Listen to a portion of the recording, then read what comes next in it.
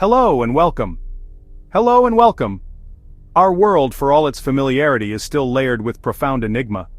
Beneath the surface of our modern understanding lie relics of a past so distant, so alien. They seem to whisper to us from another time, another reality entirely. Today we shall embark on a journey, a countdown into the heart of these bewildering puzzles. We will explore 10 of the world's most mysterious ancient discoveries, each a testament to the ingenuity, the beliefs, the untold stories. These are not tales of fiction, but tangible artifacts and documented phenomena. Our journey begins in the cold lands of the north, during the age of Vikings. Here, amongst the remnants of their fierce culture, a remarkable series of artifacts has been unearthed. The Ulfberht swords, forged between the 9th and 11th centuries. These blades were the high technology of their day, renowned for their incredible strength, renowned for their incredible flexibility, renowned for their incredible sharpness. But the true magic, it seems, lay within the metal itself. Modern metallurgical analysis has revealed a startling secret. The steel used to create these swords is of a purity that European blacksmiths were thought incapable of producing for another 800 years. To forge such metal, iron ore must be heated to temperatures exceeding 1600 degrees Celsius, a feat that required the use of a crucible furnace. One prevailing theory suggests a connection far to the east. We now leave the land and descend into the cold, dark waters of the Baltic Sea. In 2011, a team of Swedish oceanographers searching for sunken treasures made a very different discovery. Their sonar equipment painted an image on their screens that was utterly baffling. Nearly 300 feet down sat a massive, perfectly circular object about 60 meters across. It looked like a crashed saucer from a sci-fi film with features that appeared to be ramps, stairs, and other non-natural structures.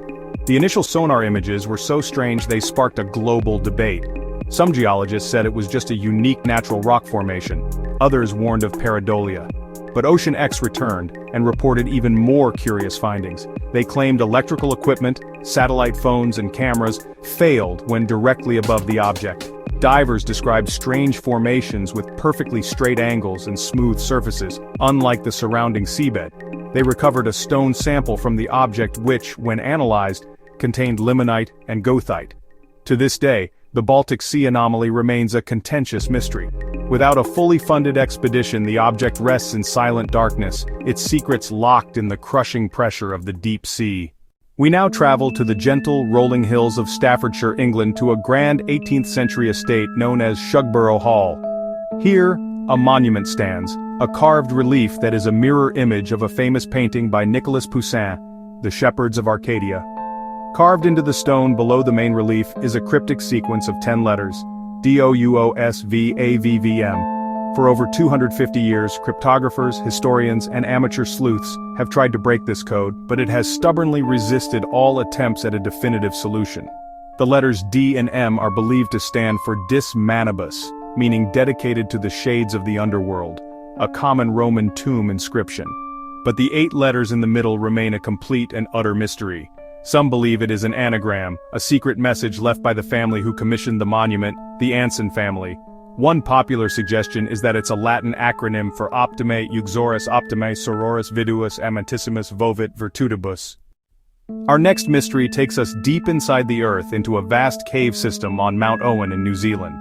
In 1986, an archaeological expedition was exploring these dark passages when they stumbled upon a truly astonishing sight.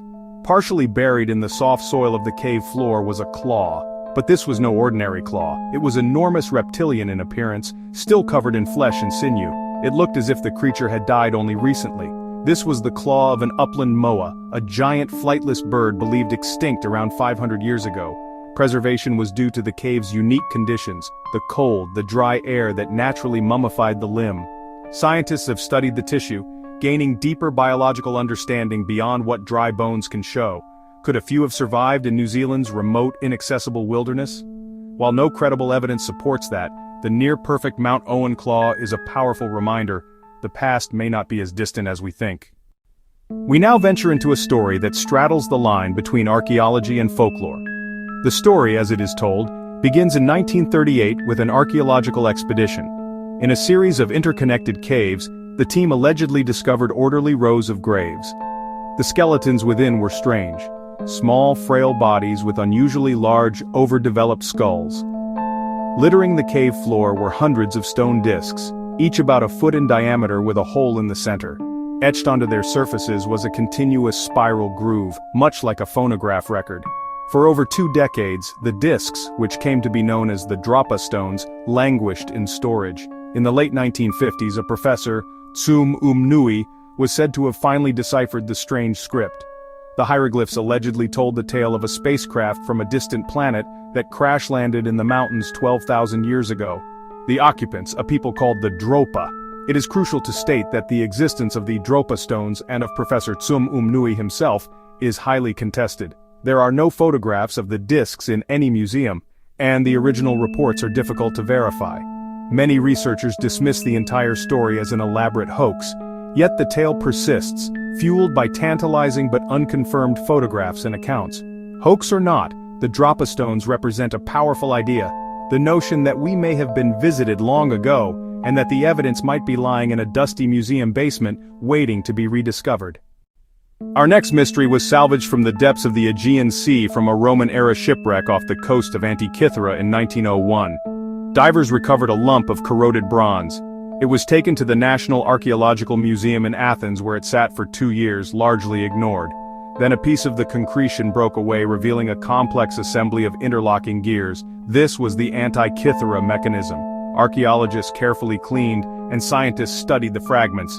They realized they were looking at a device of breathtaking complexity. It was an astronomical calculator, an analog computer from the 2nd century BC. With a turn of a handle, the system of over 30 bronze gears moved. It could predict the position of the sun, the moon, and the 5 planets known to the ancients. The sophistication of the Antikythera mechanism is simply staggering. Nothing approaching this level of mechanical complexity is known to have existed anywhere in the world for at least another 1,000 years. The design incorporates principles of differential gearing, which were not thought to have been invented until the 16th century in Europe. Was it a unique masterpiece, the work of a singular genius like Archimedes, or were there many such devices that have simply not survived the ravages of time? The Antikythera mechanism is a ghost of a forgotten technology. It raises the profound question of what other incredible inventions might have flourished in the ancient world, only to vanish, leaving behind just one enigmatic clockwork clue at the bottom of the sea. From a marvel of science, we turn to a marvel of myth and endurance. We journey to the National Library of Sweden in Stockholm, home to a manuscript so large and so strange, the Codex Gigas, the giant book. It contains the entire Latin Bible, numerous other historical texts, practical works on medicine, and works on history. It is written on vellum, made from the skins of over 160 animals. Analysis of the handwriting suggests the entire book was written and illuminated by a single scribe. Given its size and complexity, it's estimated one person, working continuously, would need over 20 years to complete. But not its size or even its contents that gives it the nickname. It is known as the Devil's Bible. The name comes from a single extraordinary page, a full-page, highly detailed illustration of the devil himself. The story goes that the book was created by a monk who had broken his monastic vows and was sentenced to be walled up alive. To escape this grim fate, he promised to create in a single night a book that would contain all human knowledge.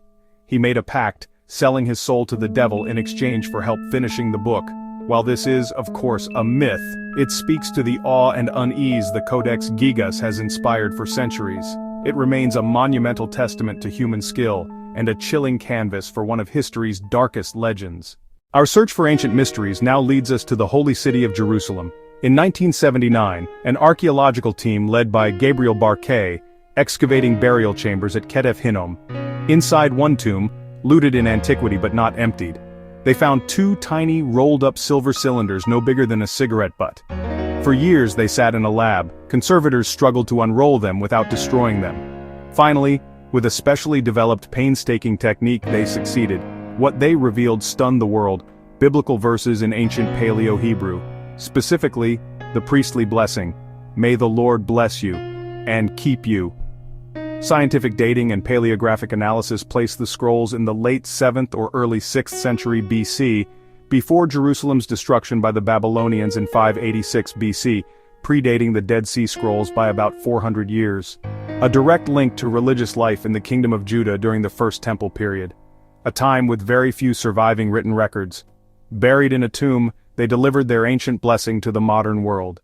A testament to faith and to the resilience of the written word, a whisper from the time of the prophets preserved in gleaming silver. We now travel to a small, unassuming house in the Andalusian village of Belmez de la Moraleda, Spain. It all began in August 1971, when Maria Gomez Camara noticed a strange stain on her concrete kitchen floor. Close-up, the original photograph of the first face. Over a few days, the stain coalesced into a distinct human face. Terrified, her husband and son destroyed the floor with a pickaxe and relaid concrete. But soon after, the face returned. Over the next 3 decades, dozens of different faces appeared. Men, women, children, scientists, and paranormal investigators flocked to the village. Investigators took concrete samples. The floor was excavated, revealing human bones from the 13th century. The bones were given a proper burial, but the faces continued. Skeptics say it's a hoax. Claims include painted silver nitrate or acid etching, but numerous tests were done with inconclusive results. Investigators even sealed the room, only to reopen it later. The original house is now a museum. Close-up, faces staring up from the cold, hard floor, a silent, inexplicable gallery of ghosts. Our final mystery takes us to London, Texas in the United States. In 1936, a couple named Max and Emma Hahn were walking along a creek when they noticed a peculiar rock nodule with a piece of wood protruding from it. They took it home, where it sat for over a decade. Eventually their son broke the rock open, and inside they found an old-fashioned style of hammer, seemingly encased within the solid stone. The stone encasing it is said to be Ordovician rock, a geological stratum dating back over 400 million years. The hammer itself is made of iron, reportedly over 96% pure. The wooden handle shows signs of coalification. Geologists say the rock is likely a concretion, not ancient bedrock. Concretions can form in years or decades around a nucleus object. The hammer's 19th century design suggests a miner's tool, likely lost in the 1800s. Without peer-reviewed analysis, which the hammer's creationist caretakers have been reluctant to allow, the artifact's true nature remains a matter of faith versus science. A hammer that has become a wedge between two worldviews. And so our journey through the unexplained comes to a close. We have stood before the impossible steel of the Vikings, deciphered the legends of the Devil's Bible, and gazed into the unsettling faces of Belmez. Each of these 10 mysteries serves as a powerful reminder that the past is not a closed book. It is a living, breathing entity filled with whispers and riddles that still echo in our modern world. They challenge our assumptions, spark our imagination, and push the boundaries of our knowledge, proving that there is still so much wonder left to discover. Which of these enigmas captured your imagination the most? I invite you to share your thoughts in the comments below. If you, like me, are captivated by the great unsolved questions of our world, then I encourage you to subscribe and join our community of explorers. There are countless more stories to tell, more artifacts to unearth, more codes to break. Thank you for joining me on this expedition into the past. Until next time, when we will be counting down history's most baffling disappearances, keep questioning and never lose your sense of wonder.